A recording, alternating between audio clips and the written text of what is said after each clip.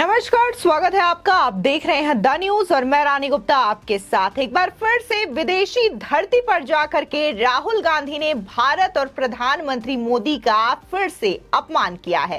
दरअसल इस बार तो राहुल गांधी के संबोधन के दौरान वहां पर खालिस्तानी झंडे और खालिस्तानी नारे तक बुलंद किए गए, लेकिन इसके बावजूद वहां पर किसी ने उन्हें रोका तक नहीं। वहीं अगर बात हम प्रधानमंत्री को लेकर के करें, भारत को लेकर के करें, तो एक बार फिर से राहुल गांधी ने वही काम विदेशी धरती पर जाकर के करी है, जहां बार बार प्रधानमंत्री के कामों को लेकर के, उनकी नीतियों को लेकर के राहुल गांधी और कांग्रेस पार्टी तंज कसती हुई नजर आती थी। तो वही प्रधानमंत्री मोदी को उन्होंने एक नमूना तक कह दिया है। उनका कहना है कि प्रधानमंत्री मोदी एक टाइप के नमूने हैं। तो इसी के साथ ही राहुल गांधी का ये मानना है कि जो इंडिया है वो एक राष्ट्र नहीं है, भारत एक राष्ट्र नहीं बल्कि पूरे एक स्टेट का समूह है, यानी कि यूनियन ऑफ स्टेट्स है, जिसकी वजह से वहां पर देखने को मिला कि कैसे खालिस्तानी नारे बुलंद किए गए। तो वहीं दूसरी ओर राहुल गांधी ने एक बार फिर से भारत का अपमान करते हुए ये कह दिया है कि वहां पर मुसलमानों के साथ भेदभाव किया जाता है और मुसलमानों के साथ वही व्यवहार किया जा रहा है जो कि 1980 के दौरान में भारत में दलितों के साथ हुआ करता था। कहीं ना कहीं 1980 का उदाहरण देते देते राहुल गांधी शायद ये भूल गए कि उस समय उन्हीं की दादी यानी कि इंदिरा गांधी ही देश की प्रधानमंत्री हुआ करती थी, लेकिन उन्होंने मोदी सरकार को नीचा गिराने के लिए, उन पर तंज कसने के लिए और तुष्टीकरण की राजनीति करने के लिए वहां पर मुसलमानों को यह कह दिया कि उनकी स्थिति आज के युग में यानी कि वर्तमान समय में भारत में स्थिति ठीक नहीं है। और इस वजह से उन्होंने 1980 के दलितों का एग्जाम्पल दिया, जिस वक्त भारत में इंदिरा गांधी का शासन हुआ करता था, यूपीए का शासन हुआ करता था। बता दें कि इसको लेकर के तमाम जो वीडियोस हैं इस वक्त सोशल मीडिया पर वायरल हो रहे हैं कि कैसे उनके प्रोग्राम के दौरान जहां राहुल गांधी अमेरिका के सैन फ्रांसिस्को में संबोधन करने पहुंचे थे, तो उस हॉल में राष्ट्रगान के दौरान कोई खड़ा तक नहीं हुआ था। ये सम्मान दिखा रहा था एक राष्ट्रगान को लेकर के। बता दें कि कांग्रेस नेता राहुल गांधी मंगलवार को अमेरिका के दौरे पर पहुंचे और राहुल गांधी ने सैन फ्रांसिस्को में भारतीय मूल के लोगों से मुलाकात कर उन्हें संबोधित किया। इस दौरान उन्होंने अपनी भारत जोड़ो यात्रा का भी जिक्र करते हुए देश की राजनीति के बारे में बात की और भारतीय जनता पार्टी समेत आरएसएस पर कड़ा प्रहार किया। उन्होंने कहा कि राजनीति के लिए जिन संसाधनों की जरूरत पड़ती है उन्हें आरएसएस और बीजेपी नियंत्रित कर रहे हैं। इसी के साथ ही राहुल गांधी ने इस दौरान प्रधानमंत्री मोदी पर तंज कसा। उन्होंने कहा कि देश में कुछ ऐसे लोग हैं जिन्हें लगता है कि वो सब कुछ जानते हैं, भारत से भी ज्यादा जानते हैं, वो भगवान के साथ बैठ सकते हैं और उन्हें भी समझा सकते हैं। और साथ ही उन्होंने ये कहा कटाक्ष करते हुए कि हमारे देश के प्रधानमंत्री मोदी उन्हीं टाइप के एक नमूने हैं। यहाँ पर नमूना बोलना प्रधानमंत्री मोदी को कटाक्ष करते हुए ये कहीं ना कहीं एक पूरे बीजेपी नेता का अपमान नहीं कर रहे हैं बल्कि भारत के प्रधानमंत्री का वो अपमान कर रहे हैं। शायद ये बात वो भूल गए। हालांकि आप विपक्ष में हैं, आप सरकार की नीतियों का आलोचना कर सकते हैं, उनकी उपलब्धियों को लेकर के कटाक्ष कर सकते हैं, लेकिन सीधे तौर पर विदेशी धरती पर जाकर के भारत के ही प्रधानमंत्री का अपमान करना और न सिर्फ अपमान करना बल्कि उन्हें एक नमूना तक राहुल गांधी के द्वारा करार कर दिया गया है। बता दें कि उनका कहना है कि मोदी जी को अगर भगवान के साथ बैठा दे तो वो भगवान को समझाना शुरू कर देंगे कि ब्रह्मांड कैसे काम करता है।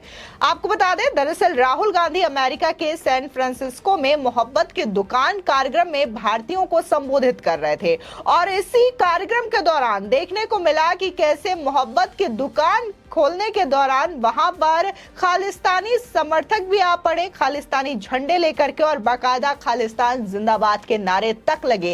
इसके बावजूद ना तो राहुल गांधी उन्हें रोक पाए और ना ही वहां पर मौजूद लोगों ने उन्हें रोका। इस दौरान उनसे मुस्लिमों की स्थिति के बारे में सवाल किया गया और इसी का जवाब देते हुए राहुल गांधी ने कहा कि भारत में मुसलमानों के साथ आज जो हो रहा है वो 1980 के दशक में दलितों के साथ हुआ था।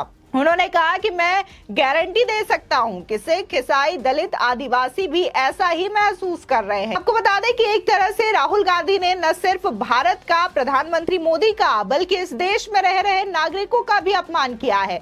उनका कहना है कि इस देश में किसी की भी स्थिति ठीक नहीं है, न तो मुसलमानों की स्थिति, न तो सिख, ईसाई, दलित, ये सभी परेशान है। लेकिन अगर हम आज की बात करें, प्रधानमंत्री मोदी जब आज अपने 9 साल की उपलब्धियों को गिनाते हैं, 9 साल के द्वारा किए गए कार्यों को याद दिलाते हैं, तो उन्होंने तमाम वर्गों का ख्याल रखा है, तमाम जातियों का ख्याल रखा है। इसके बावजूद राहुल गांधी विदेशी धरती पर जाकर के ये जताना चाहते हैं कि कैसे भारत में एक खास समुदाय को ध्यान में रख करके सिर्फ उन्हीं के लिए काम किया जाता है। इसी के साथ ही राहुल गांधी ने यह भी कहा कि वुमेन बिल के लिए हम कमिटेड हैं। हम पिछली सरकार में उसे लाना चाहते थे, लेकिन कुछ हमारे सहयोगी पार्टियां उस पर तैयार नहीं थी, लेकिन मुझे विश्वास है कि हम अगली सरकार में लाने के लिए कमिटेड हैं। दूसरे सवाल पर यह कहूंगा कि अगर हम महिलाओं को शक्ति देंगे तो उन्हें पॉलिटिक्स में लाएंगे, बिजनेस में जगह देंगे तो वो अपने आप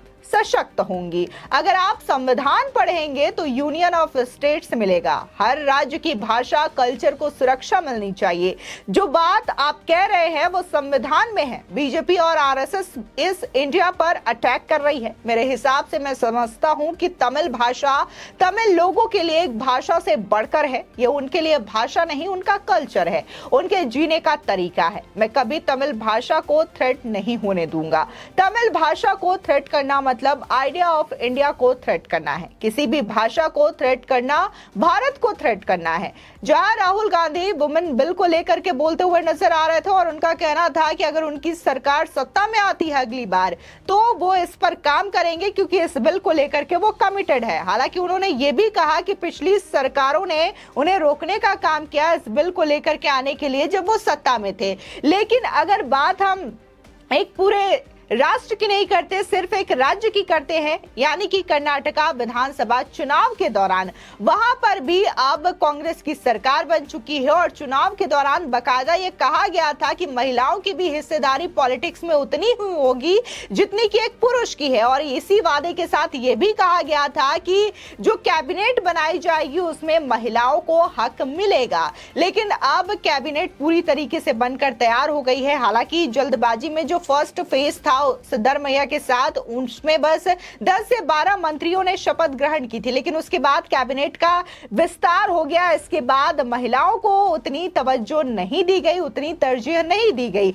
ऐसे में राहुल गांधी जो है वो कर्नाटका को लेकर के अभी ठीक से बोल नहीं पाए। ठीक से उनके जो काम करने का तरीका है, जो बातें वो करते हैं, वो कर्नाटका में उसका असर नहीं दिखाई दिया। लेकिन वो अगले सरकार को लेकर के बात करते हैं और ये कहते हैं कि 2024 के बाद अगर ये सरकार आती है कांग्रेस की तो वो महिलाओं पर भी ध्यान देंगे, महिलाओं के रिजर्वेशन पे काम करेंगे, उन्हें पॉलिटिक्स में हक देंगे। लेकिन आज अगर हम बीजेपी सरकार की बात करें तो बीजेपी सरकार की कई सारे कैबिनेट के ऐसे पोर्टफोलियो है जहां पर महिला मंत्रियों का दबदबा है, चाहे फिर वो हम बात स्मृति ईरानी की करें या फिर निर्मला सीतारमण की करें। ऐसे तमाम लिस्ट है जहां पर महिला है। इसी के साथ ही न सिर्फ केंद्र में बल्कि राज्य सरकारों में भी जो मंत्रिमंडल है वहां पर भी महिलाओं को स्थान दिया गया है। लेकिन राहुल गांधी ये चीज अपने कर्नाटका मंत्रिमंडल में नहीं दिखा सके और आज ये बात करते हैं कि अगर 2024 में हमारी सत्ता आती है तो ये महिलाओं को पॉलिटिक्स में एंटर होने देंगे